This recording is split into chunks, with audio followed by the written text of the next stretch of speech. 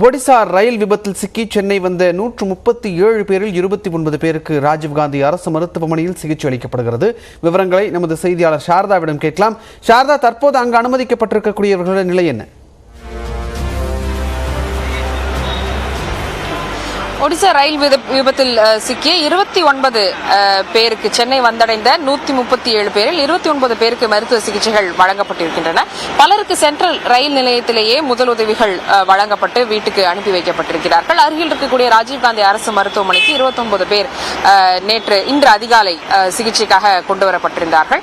அவற்றில் 3 பேர் மட்டும் உள்நோயாளிகளாக தொடர் சிகிச்சையில் இருக்க வேண்டியிருந்தது. அதில் இருவருக்கு தலையில் காயம் ஏற்பட்டு மருத்துவ கண்காணிப்பில் இருக்க வேண்டிய அவசியம் இருந்தது.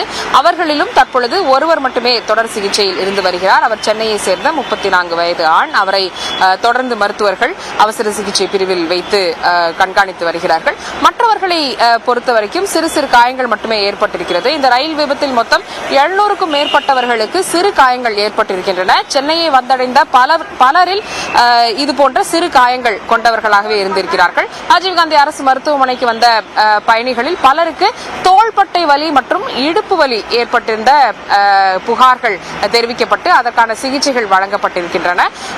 விபத்தில் சிக்கியதன் காரணமாக அந்த அதிர்வுகளின் காரணமாக முதுகு தண்டுவடத்தில் சில சிராய்ப்புகள் ஏற்பட்டு அதன் காரணமாக வலி ஏற்பட்டு அவர்களுக்கான முதலுதவி சிகிச்சைகள் வழங்கப்பட்டு பலர் வீடு திரும்பி இருக்கிறார்கள். நான் குறிப்பிட்ட ஒருவர் தவிர.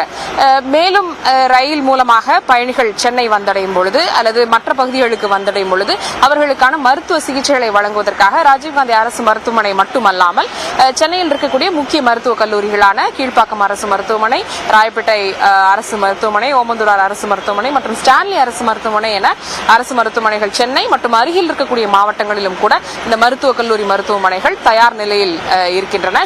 சென்னை சென்ட்ரல் நிலையத்தில் மட்டுமே 35 மருத்துவர்கள் இந்த மருத்துவ சிகிச்சைகளை வழங்குவதற்காக அங்கே தயார் நிலையில் இருக்கிறார்கள் என்பதையும் சுகாதாரத்துறை தெரிவித்து வருகிறது.